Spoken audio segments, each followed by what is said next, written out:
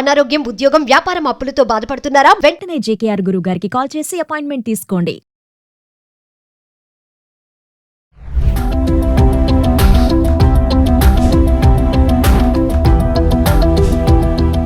నమస్తే, welcome back to Suman TV. ప్రస్తుతం మనతో పాటు ఉన్నారు ఫ్యామిలీ కౌన్సిలర్ రజనీ రమ గారు. నమస్తే మ్యామ్. నమస్తే నవీన. మేడం, ఒక సలహా గురించి మాట్లాడుకుంటే, పెళ్ళై 4 years అయింది, వదినతో మంచి ఫ్రెండ్షిప్, అంటే ఇక ఎలాంటి ఫ్రెండ్షిప్ అంటే పర్సనల్ ఇష్యూస్ కూడా మాట్లాడుకున్నారు. ఆమె యొక్క బాయ్ ఫ్రెండ్ గురించి, బాయ్ ఫ్రెండ్తో ఉన్నటువంటి ఆ పరిచయం గురించి అన్నీ మాట్లాడేసుకుంటే, ఇప్పుడు ఏంటంటే ప్రజెంట్ ఇద్దరు గొడవలు అయిపోతున్నాయి. వదిన మరదలకి ఏంటంటే దెప్పి పొడుస్తుంది వదిన, నువ్వు అట్లా, నువ్వు ఇట్లా, నువ్వు వాడితో తిరిగావు, వీటితో తిరిగావు అని చెప్పేసి. సో ఇంత నమ్మాను నేను మా వదిన్ని, నన్ను ఇప్పుడు ఈరోజు గొడవలు అవుతున్నాయి మాకు, ఏంటి అసలు నేను ఇప్పుడు ఏం చేయాలి, సరిగ్గా నిద్ర పట్టడం లేదు, అంతా పిచ్చి పిచ్చిగా ఉంది నాకు, అన్నీ చెప్పుకున్నాను, నేను ఆమెతో షేర్ చేసుకున్నాను అని చెప్పేసి ఒక క్వశ్చన్ అనమాట. అంటే నమ్మడమే నా తప్ప అని అంటుంది.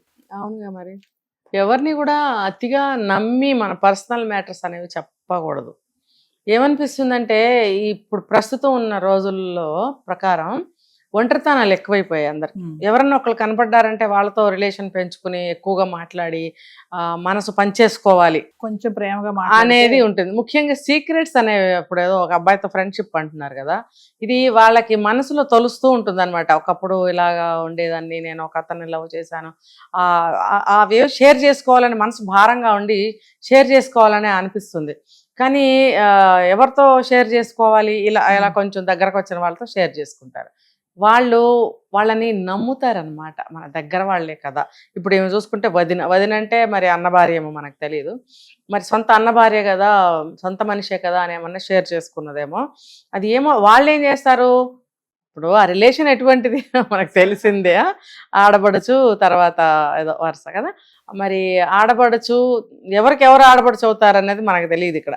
అంటే ఒకళ్ళ పిల్లక ఒకళ్ళ చేతిలో ఉంటుంది. పోయి ఆడపడుచుగా చెప్పుకోవాలా, అసలు ఎవరికి చెప్పకూడదు.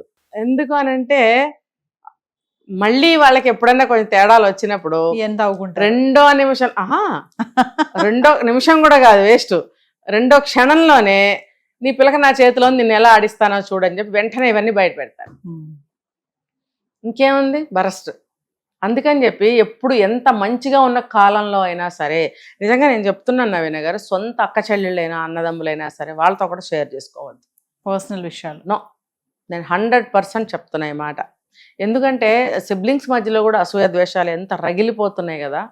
ఏ మాత్రం మనం మన సొంత మనుషులే కదా అని షేర్ చేసుకుంటే కూడా అక్క చెల్లెలైనా అన్న తమ్ముళ్ళైనా అసలు ఎట్టి పరిస్థితుల్లో వద్దు, అసలు అనవసరం.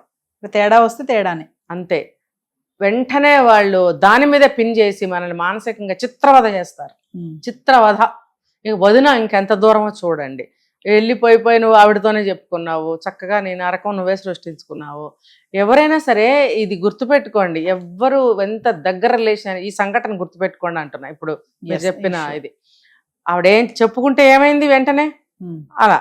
కాబట్టి చెప్పుకుంటే మాకు కూడా ఇదే జరుగుతుంది అనుకోండి, చెప్పకండి. పెళ్ళికి ముందు మీకు ఏదైనా అఫైర్స్ మ్యాటర్స్ ఏమన్నా ఉన్నా సరే అవి పెళ్ళితోనే సమాధి చేసేయండి, అది బయటకు తీసుకురాకండి మీరు అసలు. ఒకవేళ మీకు ఏదైనా సంబంధం అనే కాదు, ఏదైనా ఏ రహస్యమైనా కానీ అసలు వద్దు, మీరు పెళ్లితోనే సమాధి చేసుకోండి. అసలు మర్చిపోవాలి, మీరు కూడా సమాధి చేసేసుకోవాలి. మీకు భగవంతుడు ఆ లైఫ్ వద్దన్నాడు, వేరే వాళ్ళతో మీకు పెళ్లి చేసినప్పుడు మీరు ఇక్కడ న్యాయం చేయాలి. ఎందుకు, భర్తగా అతను ఎన్నో ఎక్స్పెక్టేషన్స్ నీ మీద పెట్టుకుంటాడు, భార్యగా నువ్వు అతనికి ఎలా ఉండాలో అలా ఉండి తీరాలి. అతనికి భార్య అయినప్పుడు నీ బాధ్యతలు నువ్వు నిర్వర్తించాలి. మరి అతను కోరుకుంటాడు, అది సహజంగా ఉండే రిలేషనే. ఏదైనా సరే, ఒక ప్రేమను పంచడమే కానీ, వండి పెట్టడమే కానీ, ఇంటి పనులే కానీ, అతనితో బెడ్ షేర్ చేసుకునే విషయం కానీ, భర్తతో సంపూర్ణంగా ప్రశాంతంగా స్వచ్ఛంగానే ఉండాలి. ప్రీవియస్ ఏదో యాక్సిడెంట్ అనుకొని మర్చిపోవడమే, లేదా మీకు పాసిబిలిటీ ఉంటే వాళ్ళనే పెళ్లి చేసుకోండి. కుదరలేదు, వేరే వాళ్ళని చేసుకోవాల్సి వచ్చింది అన్నప్పుడు, ఇంకా అది జరగలేదు మీ లైఫ్లో అంటే అసలు థాట్లోంచి తీసేయాలి మీరు. అంటే దాన్ని మనం అలాంటి విషయాలు షేర్ చేసుకోకూడదు అసలు, నెవర్. దానివల్ల ఏమవుతుందంటే 2 జీవితాలు నాశనం అవుతాయి. ఇప్పుడు అతను ఒక సంఘటన జరిగినాయి కొన్ని, పాప పుట్టిన తర్వాత 5-6 ఏళ్ల తర్వాత ఆ విషయం తెలిసి డివోర్స్ ఇచ్చేసి అతను మెంటల్ అయిపోయి రోడ్లు పట్టేశాడు. అంటే నన్నింత నమ్మక ద్రోహం చేస్తావా అని అనుకోడా. అది ఎలాగో తెలిసింది కానీ మనకుగా చెప్పుకొని మన గొయ్యి మనం తవ్వుకోవాల్సిన అవసరం లేదు. అంటే కొంతమంది ఉంటారు మేడం, ఏంటంటే కొంచెం ఆప్యాయతగా కొంచెం ప్రేమగా మాట్లాడుతుంది, అబ్బాయి అయినా అమ్మాయి అయినా, బా ఎంత బాగా మాట్లాడుతుంది, షేర్ అన్ని ఇంకా మొత్తం సమస్య బాగా మాట్లాడడం కాదు, అసలు ప్రపంచంలో నమ్మదగిన వ్యక్తి వాళ్ళే అన్నట్టుగా ఫీల్ అయిపోతారు. అది చాలా అంటే చాలా తప్పు అని 2 అక్షరాల్లో చెప్తున్నా గానీ లోతుగా వెళ్తే చాలా ఉంది దీనికి మేడం. షేర్ చేసుకుంటే బరువు తగ్గుతుంది అని అంటారు కదా మేడం. షేర్ చేయకండి. ఏం బరువు తగ్గుతుంది? ఇంకా బరువు పెరిగిందిగా మరి ఇవిడికి. ఇక్కడ ఆవిడ అదే పట్టుకుని పిన్ చేసి సాధించి ఆ క్రమంలో ఏమవుతుందంటే కోపాలు పెరిగి బయట ఇంకోళ్ళకి కూడా చెప్తుంది, ఇగో ఇలాంటి పని చేసింది అని. నేను చెప్పిన సంఘటనలు అలాగే జరిగింది, సేమ్ టు సేమ్. ఇద్దరు బాగున్నారు, పూసుకున్నారు, రాసుకున్నారు, కావలించుకున్నారు, కుదరలేదు. ఒక రోజు కుదరపోయి వెళ్ళి చెప్పేసింది. ఎక్కడ చెప్పాలి అక్కడ చెప్పింది, బాంబు పేలిపోయింది. ఇప్పుడు ఏమైంది నేను చెప్పాను కదా. సో ఎప్పుడైనా సరే ఒకళ్ళు ఉంటారు, నేను ఈ మాట నీకే చెప్తున్నాను ఎవరికి చెప్పకు అంటారు. అప్పటి నుంచి వాళ్ళకి కడుపులో నొప్పి స్టార్ట్ అవుతుంది, అది ఇంకోళ్ళకి చెప్పాలి. మళ్ళీ చెప్తారు లాస్ట్ ఎవరికి చెప్పొద్దు అనేసి హింట్ అనమాట అది. అది ఏమవుతుందంటే ఇంకొకళ్ళకి వెళ్తుంది, వాళ్ళు కూడా వాళ్ళకి అలాగే చెప్తారు, మొత్తానికి తెలుస్తుంది. ఒకళ్ళకి కూడా చెప్పకండి, అవసరం లేదు. వాళ్ళు ఏం చేస్తారు? ఏమి చేయరు, ఆర్చరు, తీర్చరు. నీ బాధ నీది, ఆల్రెడీ ఇష్టమైన వ్యక్తిని కోల్పోయానని బాధ నీది.